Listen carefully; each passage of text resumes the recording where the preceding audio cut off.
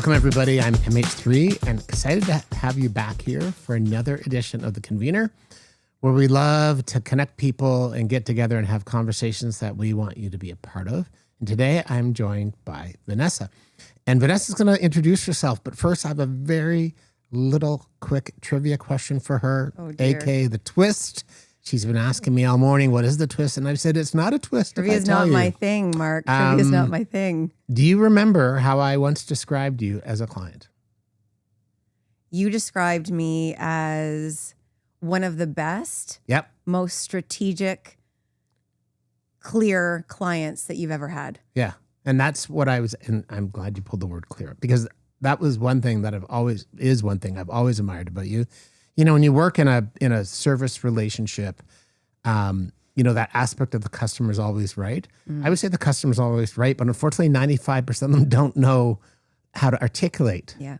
And that quality in you, like, it just helps us get stuff done. So thank you for that. Oh, thank you for that. Yeah. It's amazing. I'm excited to have you here. I know you want to let the world know a little bit about who you are in a different way. So, hey, the camera is rolling, my friend. Okay, amazing. So thank you so much for having me on. My name is Vanessa Toperczer. I am a brand strategist, a growth strategist and accelerator. My core purpose really is to grow brands, to grow businesses, to drive dividends for them, and to empower people along the way. It's with a very simple premise of inspiring. So at the very top, you have to open up your vantage point and inspire, so you can see beyond what you're working on right now and where you are, and your little area of expertise, and then curiosity, always driving curiosity in your life, down to clarity. And you mentioned clarity, so clarity is huge for me. How do you take that inspiration, then drive clarity out of it? And then go into purposeful action. Like, what are you going to do next? Right. And with very clear focus and very clear intent. And that's how you get your momentum and streamline forward. And that's basically what I do for a living. And I love it. All right, folks, get ready for your marching orders today. I think you're all going to be put to work. Here we go. Vanessa's in charge. And do not argue. No, amazing. And I've been fortunate enough, like I said, to work with you over the years. The other little fun trivia fact about when you're a client, you'll probably remember this, is you actually gave me one of the best awarding of work calls that I've ever received. Do you remember where I was? And this podcast's not about me, but this just popped into my mind. I don't remember where you were. I was at the Olympics when you said, could you call me? I was in London at the Olympics, and you were awarding me a piece of work. It was so cool. What an amazing memory. Yeah, I will always remember that. So thank you. Oh, well, you guys did incredible work for us. So that was on NOS specifically. Fun. Yeah. All right. Now we're going to talk about you and today. And you are at this organization, IMI, and you guys are really clear. We're probably going to say the same thing 20 times, but that fact-based decisions, right? Yeah. The data produces better brand choices. It produces better brand outcomes. So could you take us through, I've asked you to be clear today by giving us some real life client examples. I know there'll be some areas of confidentiality and such that we'll obviously protect, but I'd love for you to kind of help us take us through an example where perhaps you even redirected a client decision, where they're heading, and by using those facts, making better decisions, what the outcomes were. Yeah, no, I'm happy to take you through a number of examples today, but for this one specifically, and again, because of confidentiality, I can't talk about the exact category, but maybe there's some inferences that might showcase what it was. So this is a very fast moving category that this client is working in, and it was launching onto the scene just a couple of years ago. It had existed around the world, and so it was coming into our market. And number of different players that were coming onto the scene at the same time. And so what was really the focus of this is that what worked at the beginning didn't necessarily work as we kept on moving along with the client. Okay. So I'll tell you about that. What we did was with this client, we ran ongoing market tracking. So what was going on with the competitive set, what's going on in the category, and then how are they actually driving impact at the end of the day. So when they launched onto the scene, they came out with it was a very splashy, funny humor breakthrough was the critical moment here. And it worked. It was incredible. Their awareness was driven really high. Everybody knew who they were, and they made a scene. As the category started to, and the players started to find their way, and everything started to settle down, through the ongoing measurement, what we found was that the client, what they were doing wasn't driving action that they needed to drive in that moment. So they came out, they drove the awareness. Right. They needed to then drive more familiarity. So people knew who they were, but then they had to be like, what do you do with this brand? So we had to drive the familiarity and drive the action. And so that's when the flip occurred. The flip went from first, it was more about theater. Yeah. And then it was about function. Cool. Then it was the flip. The function had to supersede the theater. But to continue the brand and ensure that it was really clear for consumers and they didn't make a huge flip, there was still that recognition across the board. And so the fundamentals of the brand didn't change. They just deliver their messaging a little bit different. And what that did at the end of the day was it drove dividends because it drove conversion. Got it. From their competition.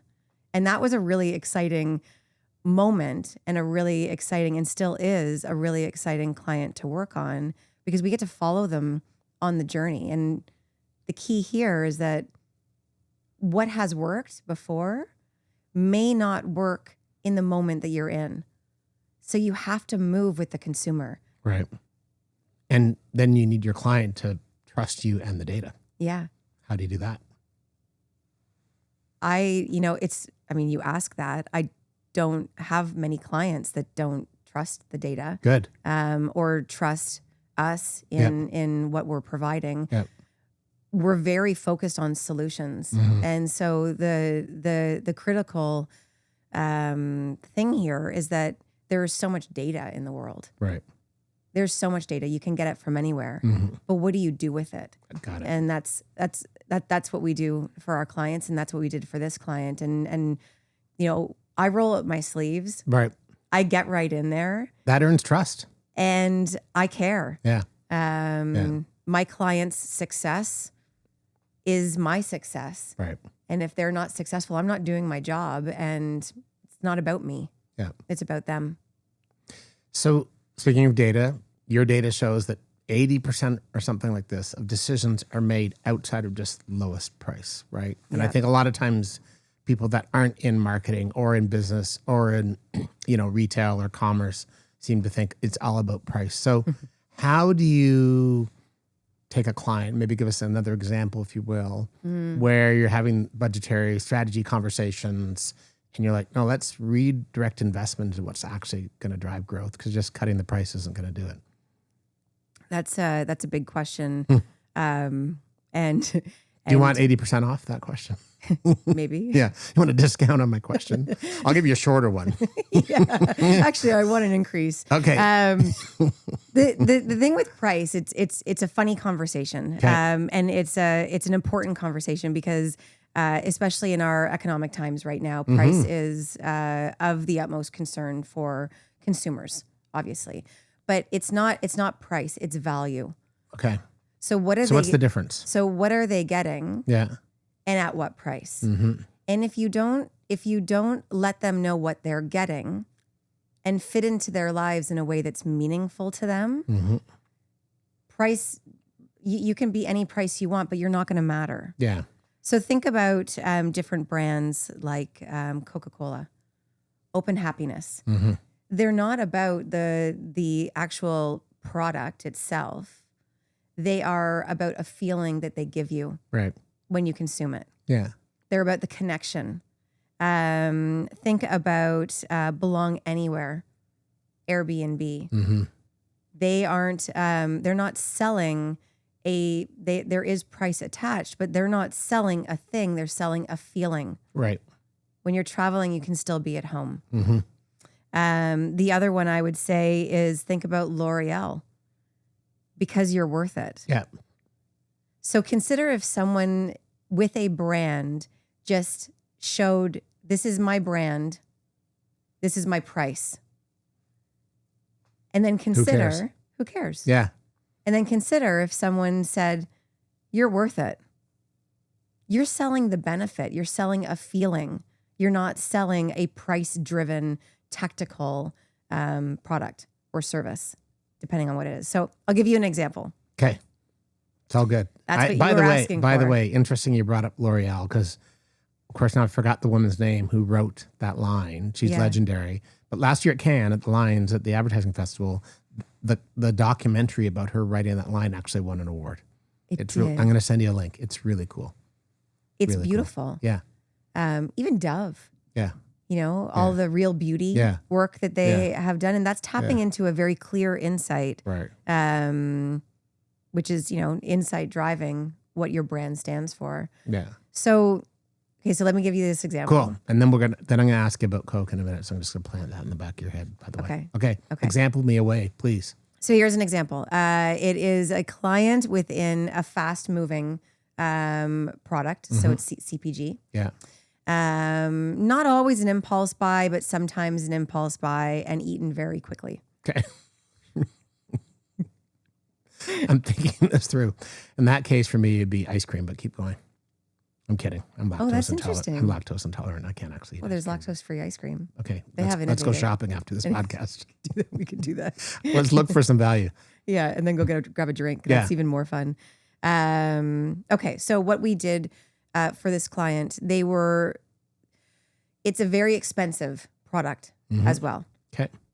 And what's happening is because of the economic times and because of what's going on with consumers, the concern was about price. And so should we be discounting? And is that how we need to move our brand? Right.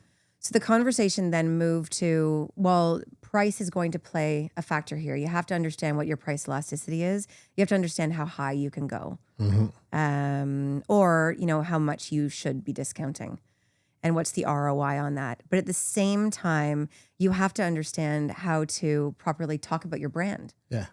So that you have meaning in the consumer's life and you have that pull. So we embarked on a number of studies with this client and really looking into what are the key drivers of choice within the category, within the brand. What are the barriers that are in the way from a category perspective, but also from a brand perspective? What are the need states and occasions that this specific product serves in people's lives? And how is the brand performing on what the essentials were to consumers? Because there are essentials and you need to focus on them to get rid of the noise. Got it. What we found was price actually wasn't the barrier. Okay.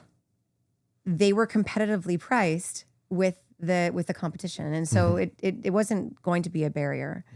But the real gap was that they had been saying the same thing for a long time with a specific cohort.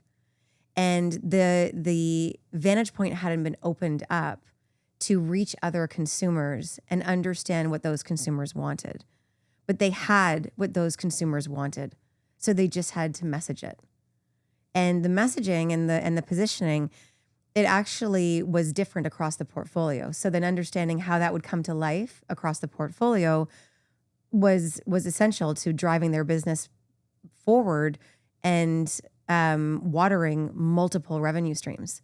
So it wasn't just about one, right? It's now about multiple. And they were just fixated on this cohort because it was the legacy cohort. Yeah. Okay. Yeah. But again, if you have the inspiration and you open up your vantage point, then you're homing in on new opportunity, new revenue streams, homing in on what's essential to the consumer, and that helps drive you forward. And then price becomes that second consideration. Yeah. But new messaging, new news, new targets, new cohorts. Makes sense. Yeah. And saying actually what you already have. Yeah. But saying it. Sometimes when we're sitting in the boardroom, and I mean, I've been in many boardrooms and I've led many brands, and been in this position, you're in the trees and you're caught up in your own thoughts and you're caught up in the thoughts that are around you. Right. So really important to get yourself out of that. And that's what I enjoy helping clients do is let's zoom out a little bit. Right. Should they jump out of the tree or take a ladder? Sometimes they jump. It depends on what's happening. Like if you're shaking the tree, like Vanessa's down there giving it a... I like to lead them up like this. Yeah. Yeah. Every changemaker has a vision for something better. But turning that vision into action takes clarity, strategy, and the right story. This episode of The Convenor is sponsored by Humanity, a marketing leadership partner built for purpose-driven organizations. We help changemakers bring clarity to their vision, confidence to their message, and momentum to the change they're here to create. Learn more at humanityagency.com. But you were one of those boardroom people once. So this is the little segue here where I'm going off script. But tell me about that and why are you not a boardroom person now? So tell you about being a boardroom person, like being a boardroom person. Like you worked at this little company called Coca-Cola. Yes, I did. Yeah. I worked at Coke for it was about 8 years. I started out there agency management and productivity and marketing capability because I had come from the agency side. Right. And then I moved into brand. And actually I did a very small stint on sponsorship. I was promoted when I was 9 months pregnant. Right. And I did it for two weeks. Okay. Wow. Yeah. There's so many things I want to say that are inappropriate right now. Like, did they not understand? Like, somebody needs to do some sort of like home ec classes at Coke, family studies. Like, well, did they not understand you were going on mat leave any second? Well, of course they did, but they wanted to set me up for success. I see. Okay. It was amazing. So the job was there when you came back. Well, the job changed actually. So but you got promoted, which made other things better. Which was great. And then when I was on mat leave, I had a number of conversations with the president and he said, what do you want to do? And I said, I want to learn how to lead people in the most effective way possible. And I want to learn how to build businesses. And he said, and I said, those are the two gaps that I have. And he said, well, when you come back, why don't you lead Powerade? Cool. Yeah. So started off leading Powerade and then moved on to NOS, Zico, Minute Maid, 5 Live, Fruitopia, and a number of different things. But at a high level, you learned how to build brands, businesses, and lead people. Yeah. Two and the great training takeaways. at Coke is so rigorous. Right.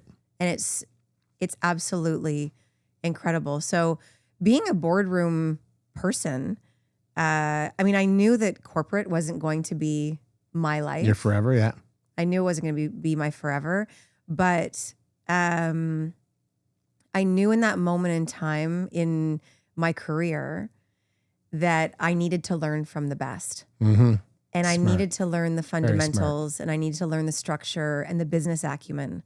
Because I didn't have it. I have a business and a fine arts degree. I have both. So I have the creativity and I have the business, but I didn't have that rigor. And so going over to Coke gave me that. And then they really inspired me and taught me a ton about myself. Yeah. But also about how to effectively lead with authenticity and how to effectively build businesses in the most pragmatic way.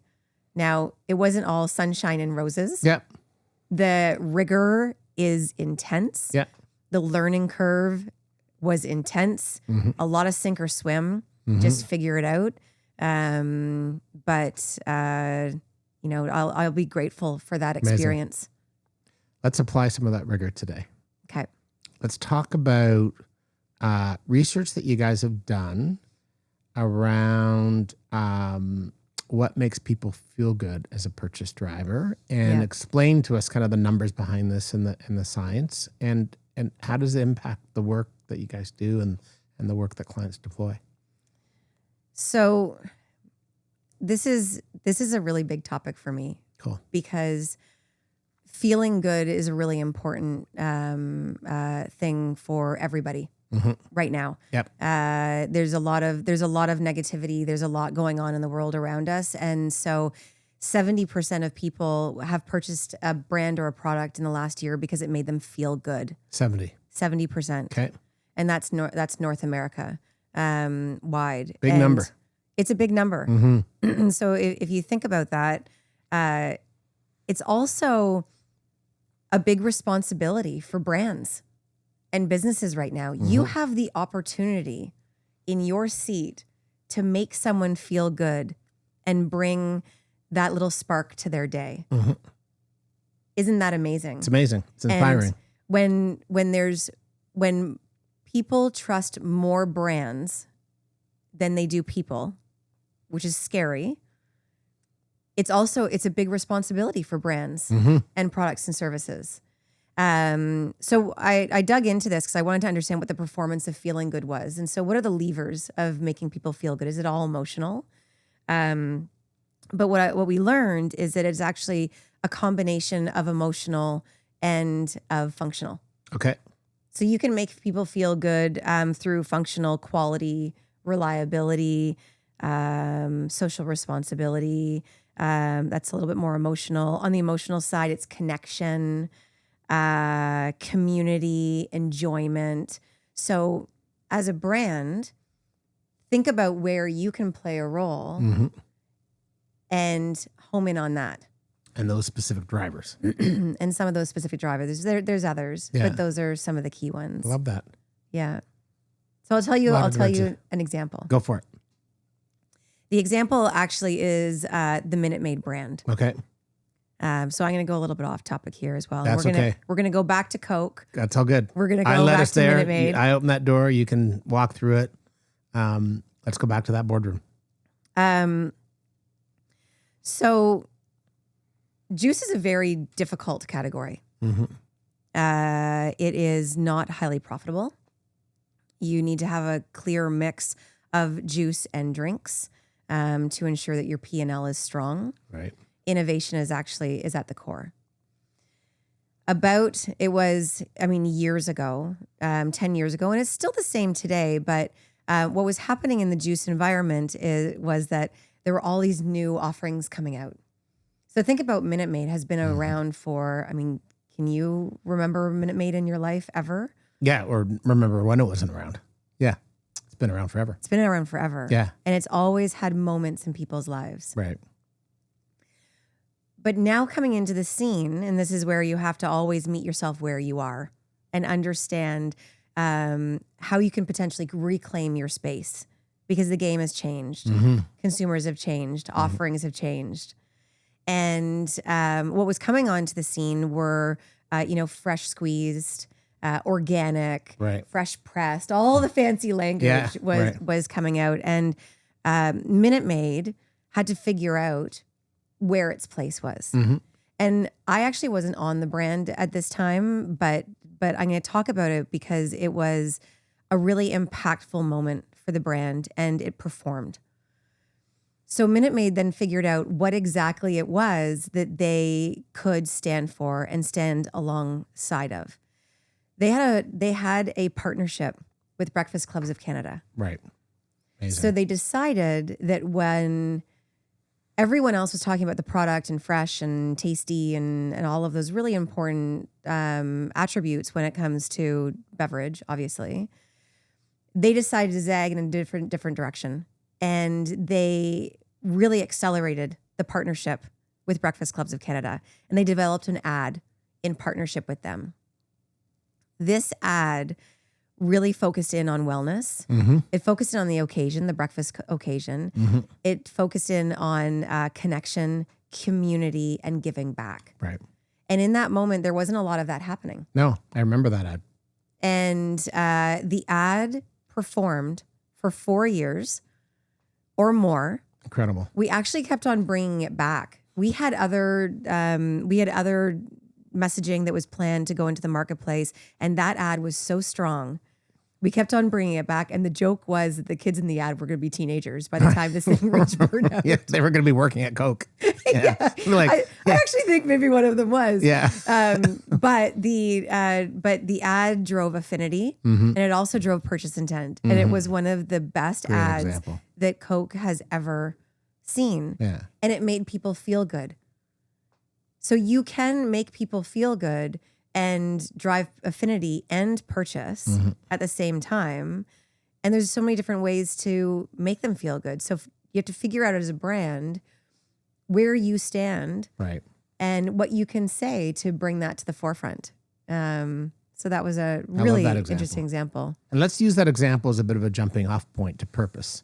You guys do a lot of research on purpose. Yes. Hasn't peaked yet, but some of the keys about it are like, how are you specific? How are you consistent? How are you authentic? How are you making it work? And maybe you can share with us some insights and, examples if you have, but kind of, what do brands need to do to really get purpose done properly? I love that you asked this question because, again, purpose only works if it's specific.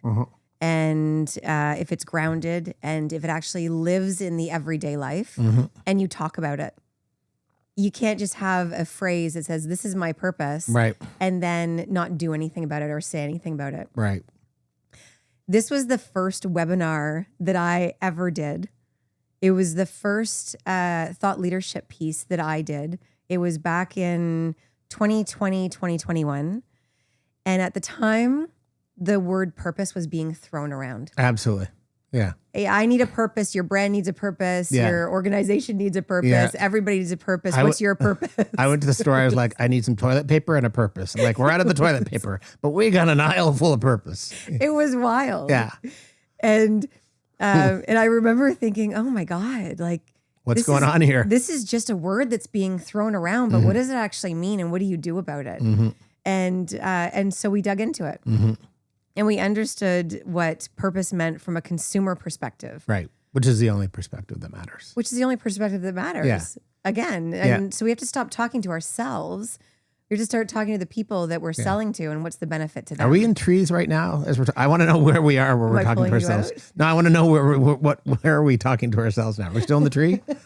No, we're down on the ground. Okay, we're on the ground. Right okay, now. Great. Yeah. We're in the trees. All right. We're not above the trees.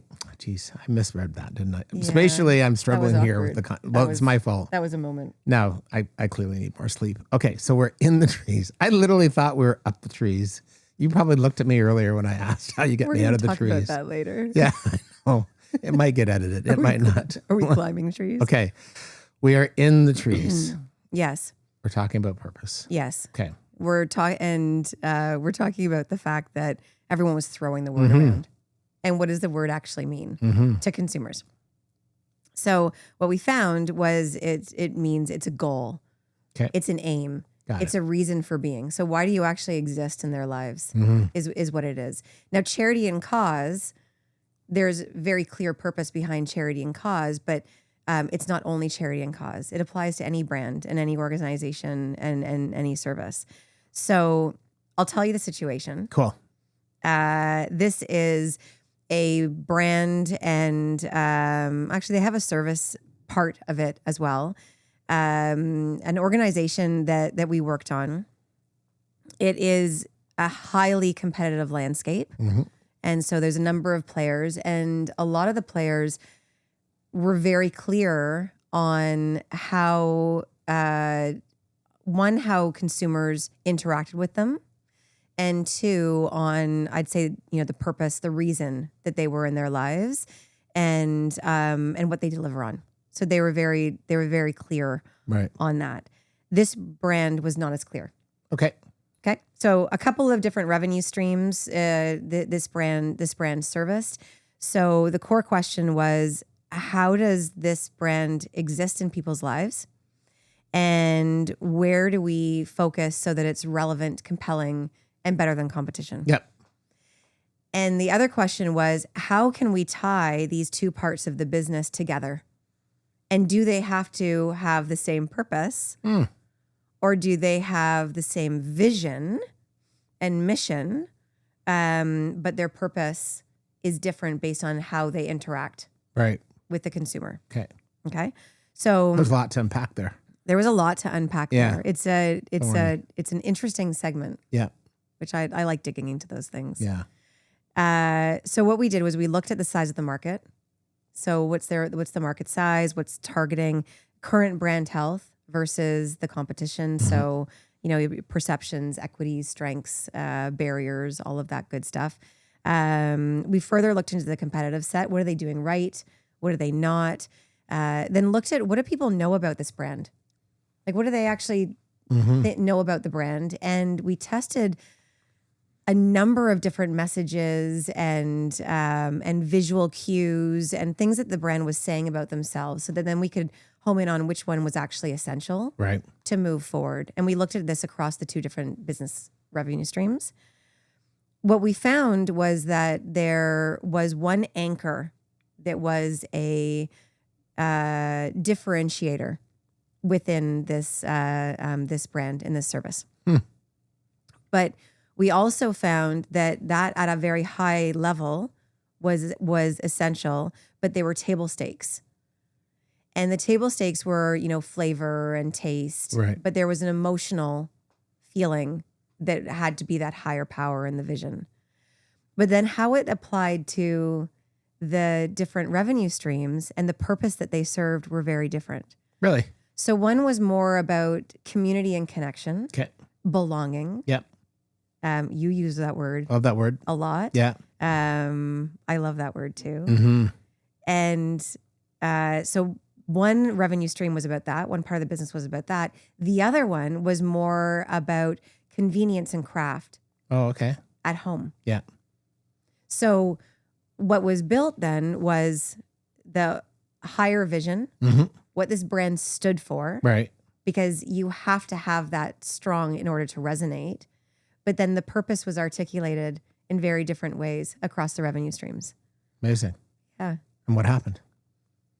They're still going out to market with it. Cool. Yeah. But I am Exciting. seeing traction. Yeah. And we are seeing, especially on the social side of things, that we're seeing it come to life. And, I'm glad that you mentioned that too, because one of the things that we've been noticing, and I've been noticing as well, is that sometimes the insight is the insight, but what you do with it and how you accelerate it and how you turn that into a vision isn't always easy. Right. And so I've been working with a number of clients as well on that, on let's go get the insight that we need, but now let's turn this into a strategy. Yeah. How do you activate it?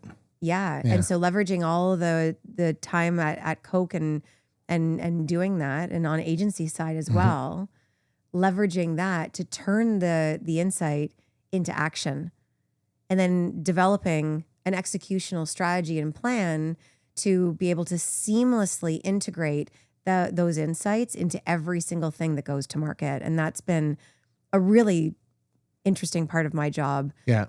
In the, keeping those sleeves rolled up. Keeping those sleeves rolled up, getting in there. But speaking of like insights to action, is there a brand in the world where you sit back and say, not necessarily somebody you work on, but you sit back and say, you know what? I think they're getting it right. They seem to have unlocked a powerful insight, but not only that, then done all the heavy lifting to bring it to life. You can fan out on a brand here. I'm gonna go back to Coke. Okay.